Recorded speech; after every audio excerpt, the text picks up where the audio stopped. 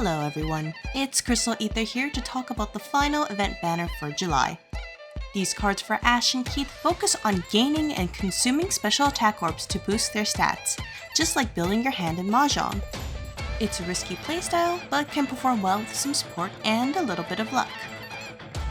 As usual, if you really like the card, then go for it. This is a single player game, so you should enjoy your roster how you like. And if you found this review helpful, I'd appreciate it if you considered subscribing to the channel. Asch is clearly helping against his will, as his buffs only apply to himself and a target ally. His skills work best when he can consume 3 special attack orbs at once, but doesn't have the ability to obtain them on his own, hurting his optimal skill rotation. If we hadn't gotten recent buffers who target the stats that Mahjong Asch's skill focus on, he'd be decent despite his gimmicks and terrible 3-turn initial cooldown without limit breaks.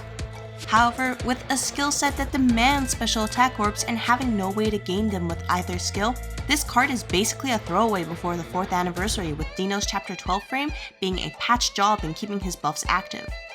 Adamant on using him anyway, his Christmas frame is a 3-star option that buffs his burst damage while also providing a special attack orb, with a decent 6-turn cooldown and max limit break. The flat buff from this frame works alongside Mahjong Asch's stackable buff, so there isn't any overlap.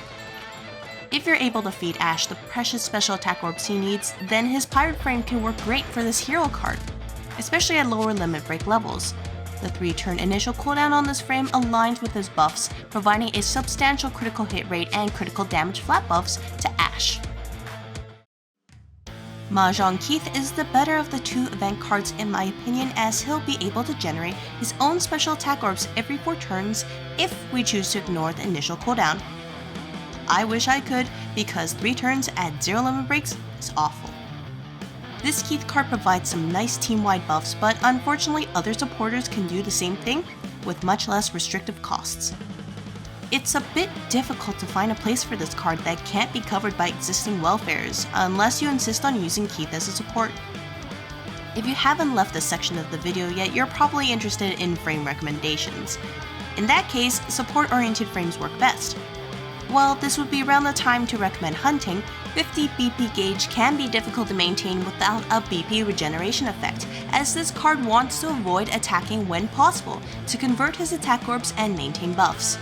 He only regenerates 1 attack orb per turn, and the random nature of attack orb regeneration can lead you to using more attack orbs than necessary to complete a turn.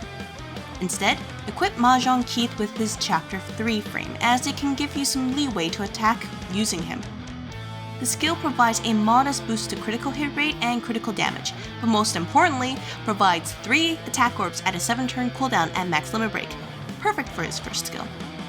Alternatively, his Valentine's frame, which players have no excuse now not to get as it's available in the Memorial section, provides a flat 50% critical rate buff to all allies for 3 turns for 30 BP alongside a minor healing effect.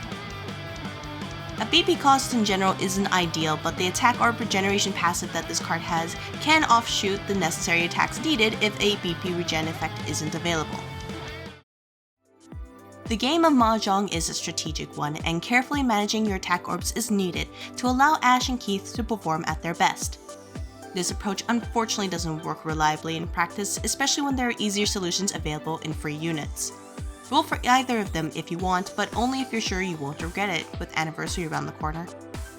Either way, I hope you all found this review helpful for this trade event, and I hope to see you all in the next video.